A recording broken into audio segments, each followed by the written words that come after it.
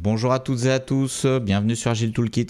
Aujourd'hui, deuxième vidéo sur le thème de la rétrospective agile. Donc dans la toute première vidéo sur la rétrospective agile, je vous avais présenté le format de rétro le plus simple possible, qui consiste basiquement à se réunir dans une réunion, à discuter librement au sein de l'équipe et à noter les actions de rétro. Allez voir cette vidéo si vous ne l'avez pas vue, d'autant plus que ça explique brièvement le concept de rétrospective. Aujourd'hui, on va voir le deuxième format de rétro le plus simple possible à mon sens, et j'appelle ça la rétro positif-négatif. Ou positive, négative si on veut l'écrire au féminin ou en anglais. Là j'ai mis positif, négatif tout simplement parce que ça prend moins de place à écrire. Mais entrons dans le vif du sujet. Alors en quoi ça consiste la rétro positif, négatif ? Eh bien, c'est simple. On va d'abord avoir une ligne verticale qui va séparer l'écran en deux, qui va séparer le board en deux, le tableau en deux. À gauche, on va identifier les points positifs, à droite, les points négatifs. Donc, les participants de la rétrospective, constitués des team members accompagnés de leur Scrum Master qui souvent anime la démo, ces participants, ils vont coller des post-it, soit des vrais post-it sur un vrai tableau, soit des post-it virtuels dans un outil comme Klaxoon par exemple. Ils vont coller des post-it qui seront soit positifs, soit négatifs.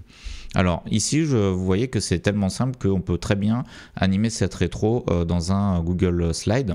Je vous montre quand même comment on peut faire dans Klaxoon, par exemple, ou dans un autre logiciel. Donc là, je vais créer un nouveau board, positif, négatif. Et donc là, c'est un compte Klaxoon que je n'ai jamais utilisé. Je viens de créer le compte à l'instant avec le compte Google Agile Toolkit. Donc là on peut mettre rétro dièse 1 positif négatif par exemple, et puis on mettrait le nom de l'équipe, d'abord équipe Agile Toolkit en premier. Voilà, donc on va créer le board. Ensuite on va tirer un trait vertical. Alors comment on fait? Comme ceci, voilà. Et ensuite on va rajouter des images que vous auriez préalablement téléchargées. Donc là, oups, CTRL Z, une image positive et ici une image négative. Vous pouvez bien sûr mettre n'importe quel smiley. Alors à convertir en image, hop, et là convertir en image que vous pouvez trouver sur internet. La plupart de mes icônes je les prends sur flaticone.com, donc il y a un très bon site qui permet d'utiliser des icônes gratuitement. Si on les cite, bien évidemment, si on leur donne crédit, pour un usage non commercial, j'imagine. Bon, j'avais lu leurs conditions, mais je m'en souviens plus. J'avais juste vu que pour un usage non commercial, en tout cas, on peut les utiliser gratuitement. Et voilà, vous avez votre board. Et maintenant, les team members vont pouvoir mettre leur post-it, comme ceci, voilà, donc dans le board. Alors, je reviens à ma petite présentation. Donc ça, c'est le template qui va servir de support aux discussions. Et maintenant, je vous propose un petit plan d'animation de la rétrospective pour vous guider si jamais vous ne l'avez jamais animé. Donc c'est le but de cette chaîne, de vous aider en présentant des formats. Et ce format me paraît particulièrement intéressant parce qu'il est tellement simple. On peut le faire dans toutes les situations. Il ne nécessite quasiment aucune préparation. Comme vous venez de le voir, vous pouvez instancier un board en quelques minutes seulement. Donc le plan, ça sera un peu toujours le même comme dans n'importe quel rétro, sauf que ça va être réduit au plus simple. Alors là, j'ai mis Iteration Goals. Ça, je n'ai pas encore parlé des Iteration Goals sur la chaîne. Donc vous pouvez supprimer cette partie si vous ne l'avez pas. Les Iteration Goals ou les Sprint Goals, c'est des buts qu'on va se donner au cours de l'Iteration Planning ou du Sprint Planning, au tout début du sprint. Et donc quelques phrases, des buts qu'on va vouloir atteindre pendant le sprint. Et moi, ce que j'aime bien faire, c'est une revue de ces buts à la fin du sprint, donc pendant la rétro. Ce n'est pas obligatoire. Moi, je le fais personnellement assez régulièrement, donc presque systématiquement dans certaines équipes. Donc, je le mets ici, mais vous pouvez vous en passer. Si vous n'avez pas ce concept, on en reparlera plus tard sur la chaîne. En tout cas, ce qui est obligatoire, c'est de faire une revue des actions de la rétro précédente. Comme je vous en ai parlé dans la précédente vidéo.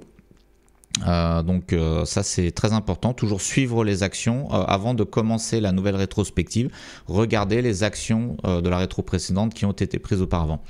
Iteration Goals actions, revue des actions précédentes, vous pouvez éventuellement l'inverser si vous préférez. Mais en tout cas, ça doit se faire au début de la rétro. Ensuite, présentation du template. La présentation du template, c'est ce que je viens de vous faire là, juste avant, avec le board, c'est-à-dire il y a une partie positive, une partie négative. On explique aux gens qui vont devoir coller des post-it et on leur explique en réalité cette règle. Donc tout ce tableau-là, vous pouvez même le coller directement dans votre board pour guider les utilisateurs dans l'animation de la rétro, dans la réalisation de la rétro. Ensuite, chacun met ses post-it sur le board. Donc chacun va coller des post-it. Donc il y aura une période de réflexion où chacun sera entre guillemets de son côté et va réfléchir à ses idées. Pendant ce temps, le Scrum Master groupe les post-it par sujet. Je vous montrerai juste après comment on fait. Et ensuite, la partie la plus importante de la rétro, c'est qu'on va passer en revue les sujets. On en discute, on brainstorm, on prend des actions de rétro. Donc là, c'est pas tellement différent de la rétro précédente où on discute librement, sauf que là, on va partir d'un board qui contient des post-it, donc qui vont matérialiser un peu les sujets de discussion. Donc ça sera un peu plus guidé, un peu plus efficace, un peu plus concret aussi pour les utilisateurs, pour les team members. Comment on peut organiser les débats. On peut demander s'il y a des volontaires qui veulent parler d'un sujet en particulier, ça c'est assez simple. S'il n'y a pas de volontaire, le Scrum Master peut très bien choisir un sujet arbitrairement. Par exemple, s'il voit qu'il y a un sujet où il y a plus de post-it, parce que suite au regroupement des post-it par sujet, on peut identifier un sujet qui intéresse plus les gens. Éventuellement, on peut faire un tour de table, demander à chaque personne de choisir un sujet et celui qui vient de parler choisit le sujet suivant. On peut aussi faire un tirage au sort. On peut faire un vote pour choisir un sujet.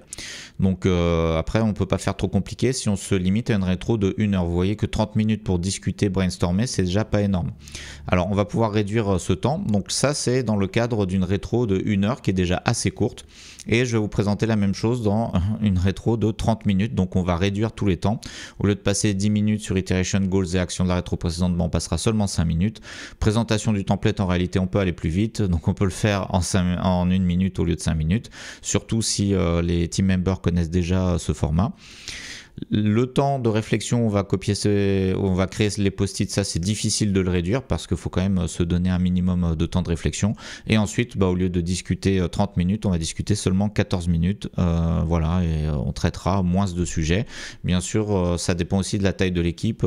C'est plus facile de faire une rétro plus rapidement si on a une petite équipe de 3, 4, 5 personnes et ça va être plus difficile si on a une grosse équipe de 10 personnes.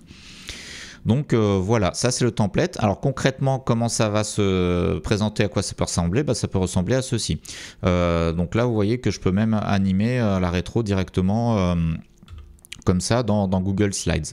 Donc les team members, alors il n'y a pas forcément de code couleur, les team members vont écrire tous leurs post-it et pendant ce temps-là ou après, le Scrum Master va pouvoir les regrouper par sujet. Par exemple ici, refacto API réussi, ensuite l'API est plus lisible, c'est la même chose, ça va être le sujet API. Donc le Scrum Master va insérer une zone de texte qui va appeler API par exemple comme ceci. Donc là, voilà, je le fais devant vous, comme ça vous vous rendez compte de comment on peut faire très concrètement. Esprit d'équipe au top, super ambiance de travail, donc ça va être deux post-it qui vont correspondre à un autre sujet qui va être, qu'on pourrait appeler le sujet équipe par exemple. Donc là, sur ce board, il n'y a pas énormément de sujets, il n'y a pas énormément de tickets. On pourrait imaginer plus de tickets, bien évidemment. Donc la revue de code, il n'y a qu'un seul ticket, donc on va le laisser tout seul, pas besoin de mettre un titre. Ici, manque de test auto sur l'API, test API à mettre en place. Donc là, doc API insuffisante. Donc là, on n'est pas obligé de tout mettre en API. On peut dire, ça c'est un sujet test API. Et doc API, ça sera un sujet à part. Donc test API. Test API et doc API. On n'a même pas besoin de créer un titre parce que en fait il n'y a qu'un seul post-it. Bien sûr, on peut imaginer qu'on aurait beaucoup plus de post-it.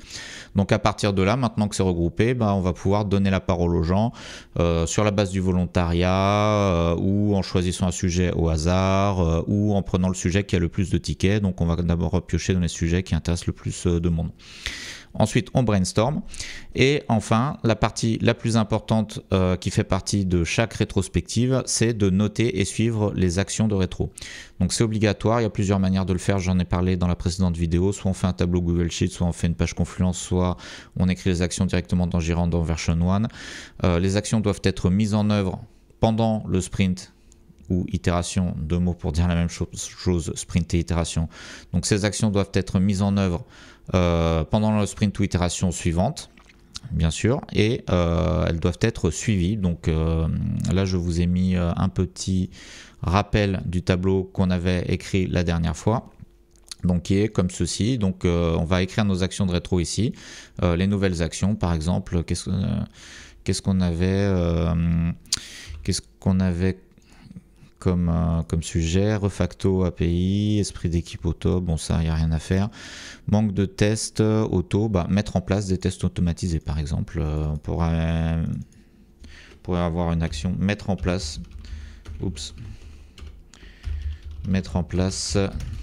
des tests API automatisés. Alors ça c'est un peu vague hein, comme action de rétro, ça peut faire l'objet de tout un tas de réunions. Des tests automatisés, ça peut être très complexe, mais voilà, c'est pour vous donner une idée de à quoi ça peut ressembler.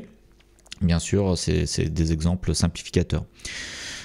Et bien voilà, donc c'est tout pour cette fameuse rétro positive négative que moi-même je fais très souvent parce que c'est simple. Si on a beaucoup d'équipes, on n'a pas forcément le temps de préparer des templates, c'est un template qui est toujours prêt et facile à mettre en œuvre et aussi qui a quand même son efficacité. Donc je vous remercie pour votre attention et je vous dis à bientôt pour de nouvelles vidéos.